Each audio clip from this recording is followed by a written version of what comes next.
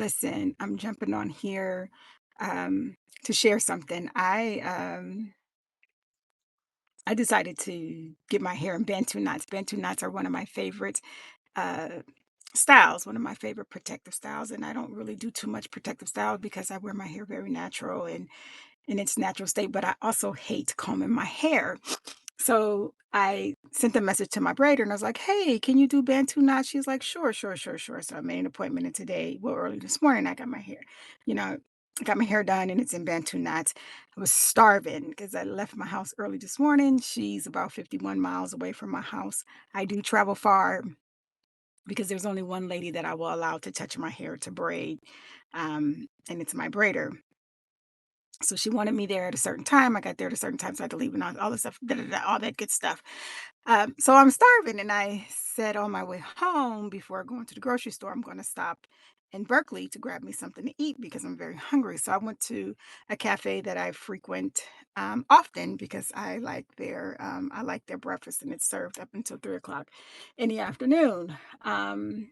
It's not too much of a diverse uh, crowd there. Well, I can say it's a little diverse. So I walked in, I'm minding my business, sitting at a table for one and on and on and on and fiddling on my phone. And I happened to look up and there's this lady. She's just staring at me, staring at me, staring at me. And it's like, okay, whatever. I'm gonna let it pass because I'm hungry. And when I'm hungry, I can be very snappy.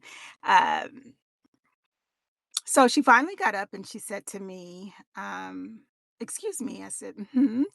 She said, I'm staring at you because I really want to know, or she said curious, or she said something about your hair. And I said, what about my hair? She said, what style is that? And where was the origins of it? And I said, well, they're called Bantu knots. And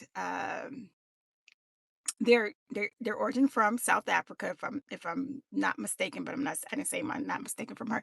I spoke very confidently to her of what they are, and I said it really represents identity and pride, right? For me, that's what it represents. It's my heritage, it's my pride, and it's my identity. And she didn't look like me. She was not a black woman. She didn't look like me. And then she said, "Well, how's your hair welcomed in the workplace?" And I said, "You know what? I think we need to end this conversation right now. I just want to have a meal. I've given you an answer about my hairstyle. If that's not sufficient for you, too bad.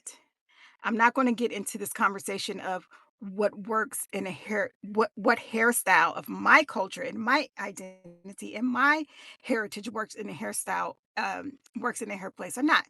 That's not relevant. I've given you an answer and this conversation is going to end from there.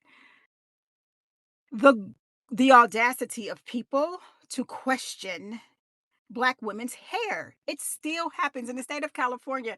A law has been passed that our natural hair is fine. It's welcomed. It's there's no this thing. And furthermore, I am not down south. We're in California. It's just the temperament and the gall and the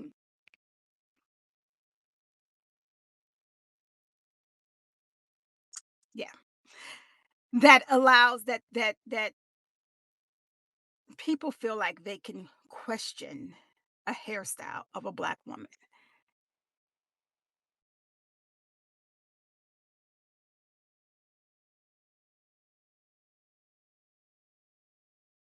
Are.